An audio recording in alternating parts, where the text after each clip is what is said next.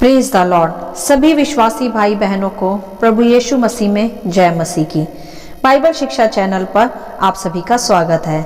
हमारे इस चैनल को देखने के लिए आप चैनल को सब्सक्राइब करें और बेल आइकन के ऑल बटन को ज़रूर दबाएं, तभी आपको हमारी आने वाली हर वीडियो का नोटिफिकेशन मिलता रहेगा। आज मैं आपके लिए एक महत्वपूर्ण संदेश लेकर आई हूँ कि आप अपनी निराशाओं से कैसे बाहर आ सकते हैं।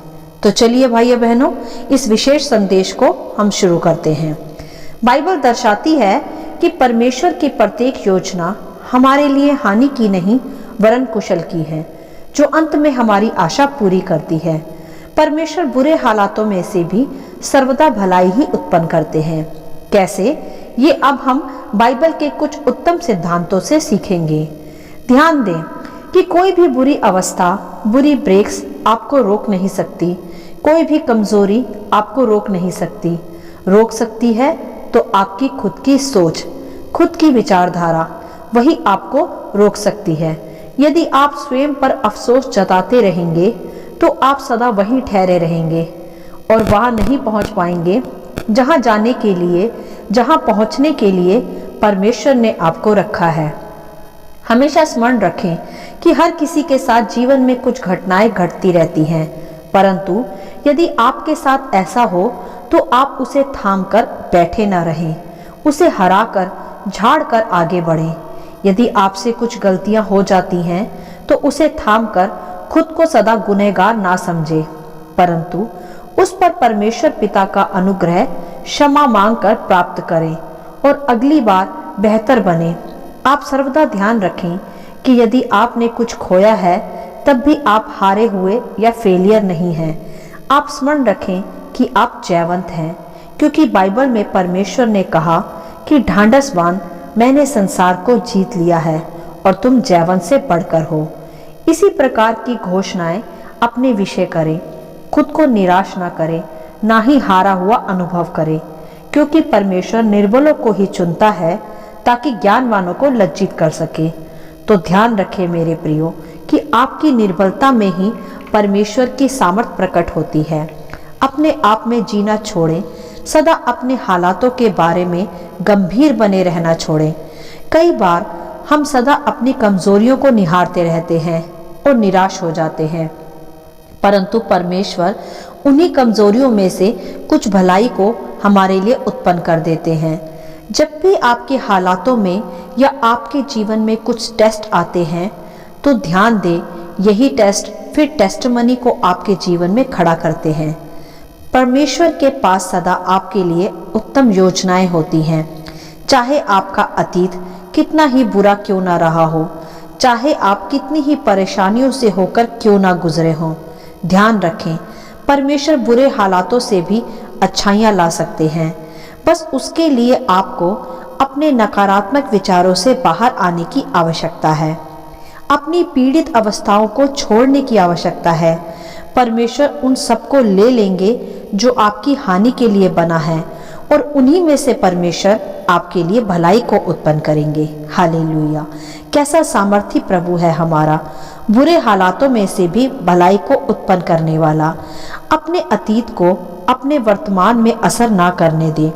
एक नई शुरुआत में, एक नई उमंग में आगे बढ़े, क्योंकि बाइबल स्पष्ट भी करती है कि अब जो मसीह में है वह नया जीवन, नई सृष्टि है। पुरानी बातें बीत गई। जब पुरानी बातें बीत गई फिर क्यों हम उनका अनुकरण करें या उन्हें स्मरण करें। बाइबल में हम एक उदाहरण को भी देख सकते हैं, इश्माइल का, जिसे घर से निकाल दिया गया था। उसे एक गलती का नाम दिया गया जो हाजिरा के द्वारा उत्पन्न हुआ था। फिर भी हम देख सकते हैं कि परमेश्वर ने उसे महान जाति होने की आशीष भी दी। आपको भी अपने बुरे हालातों की, अपनी कमियों की छाप को भूलना होगा। परमेश्वर हालातों को पल भर में बदलने के योग्य हैं। आप वर्तमान में उत्तम छाप छोड़ेंगे। बस आप खुद पर दोष लगाना छोड़ दें, अपने हालातों को कोसना बंद करें। जीवन में ऐसा कुछ ना कुछ हमेशा होता है जो हमें अपने व्यक्तित्व के बारे में बुरा बताता है, क्योंकि बाइबल यह बताती है कि शैतान गरजने वाले सिंह के समान मुंह फाड़े बैठा है कि किसको निगल ले। तो यह दोषपूर्ण मन स्थिति, पास्ट के हालातों पर टिके रहना, यह शैतान की ही युक्तियां हैं जिस पर हमें मनन नहीं करना। शैतान सर्वदा आपको आपकी गलतियां याद करवाता रहेगा। हर वह परिस्थिति जिसमें आप पर अन्याय हुआ हो, कुछ बुरी ब्रेक्स जिससे आप गुजरे हो, परंतु आपको उन सब बातों पर ध्यान नहीं देना। आपको घोषणाएं करनी है कि शैतान, तेरा कोई भी हथियार मेरे विरोध में कभी भी कामयाब नहीं हो सकता। आप कह सकते हैं कि मैं अतीत पर ध्यान नहीं करूंगा, मैं मसीह में नया जीवन, नई सृष्टि हूँ। ध्यान रखें मेरे प्रियो कि परमेश्वर ने आपको चुनकर अलग किया है। 1 पत्रस अध्याय 2 में आप पढ़ सकते हैं विस्तार से, जहाँ स्पष्ट किया गया है कि तुम चुने हुए हो परमेश्वर के द्वारा, अर्थात परमेश्वर ने अपने हाथों से आपको बनाया व चुना है।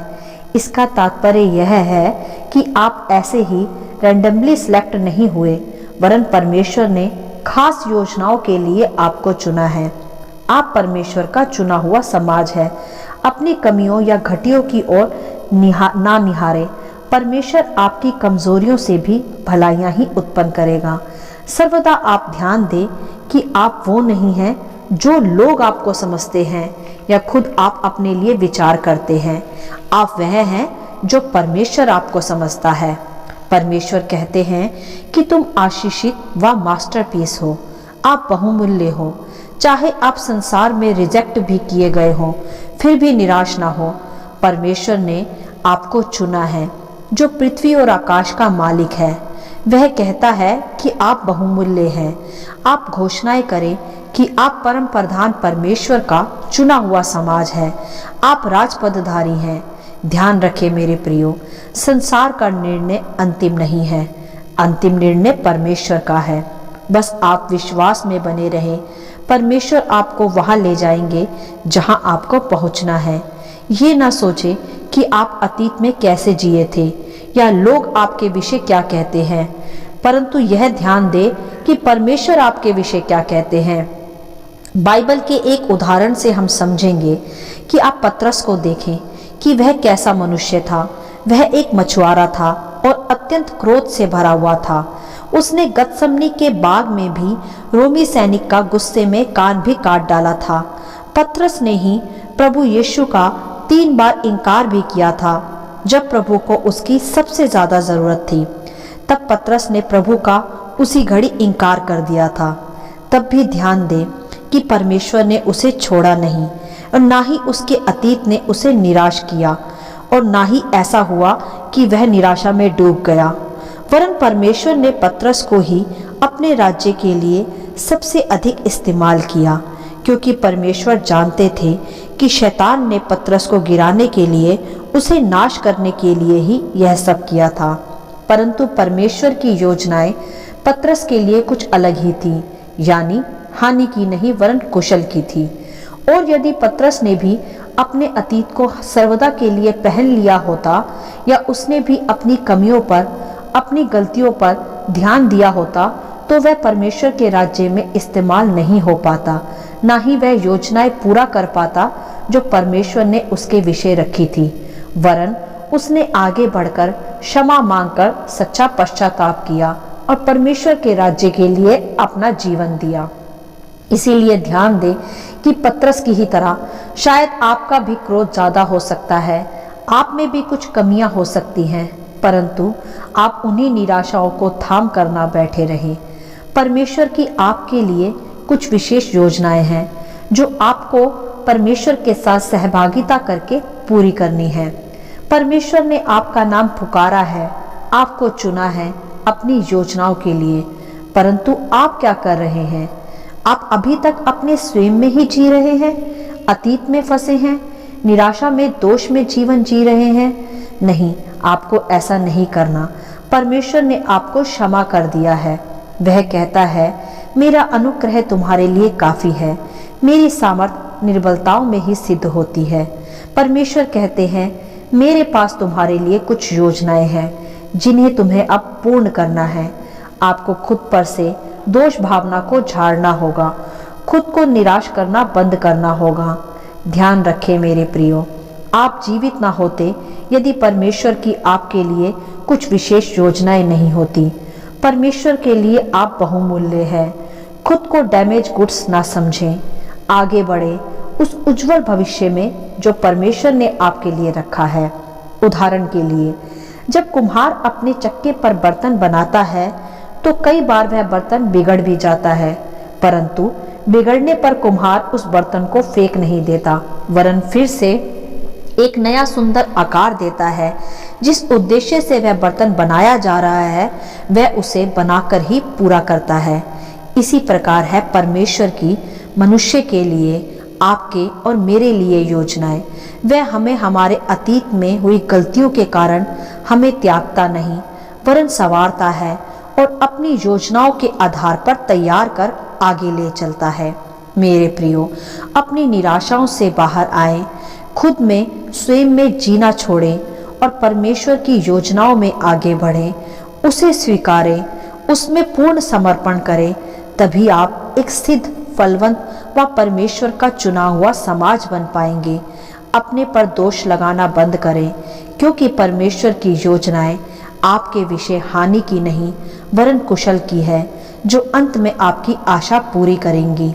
बस आपको उसके लिए अपनी अतीत की और वर्तमान की निराशाओं से बाहर आना है और खुद को परमेश्वर में पूर्ण रीति से समर्पण करना है और उसकी आज्ञाओं पर चलना है और निरंतर प्रार्थना में परमेश्वर से सामर्थ्य को मांगना है। तभी आप परमेश्वर के सिद्ध और फलवंत मसीह कहलाएंगे और उसकी उत्तम योजनाओं के सहभागी बन पाएंगे। हालेलुया। आशा करती हूँ इस संदेश का संक्षिप्त विवरण आप सभी को समझ में आया होगा। परमेश्वर आपको अपनी पवित्र आत्मा की भरपूरी से सदा भरता रहे। यदि आप चाहते हैं कि दूसरे भी इसे सुनकर आशीष पाएं, तो आप दूसरों के साथ भी इसे शेयर कर सकते हैं, क्योंकि हमारे प्रभु यीशु मसीह की यही इच्छा है। आमीन and God bless you all.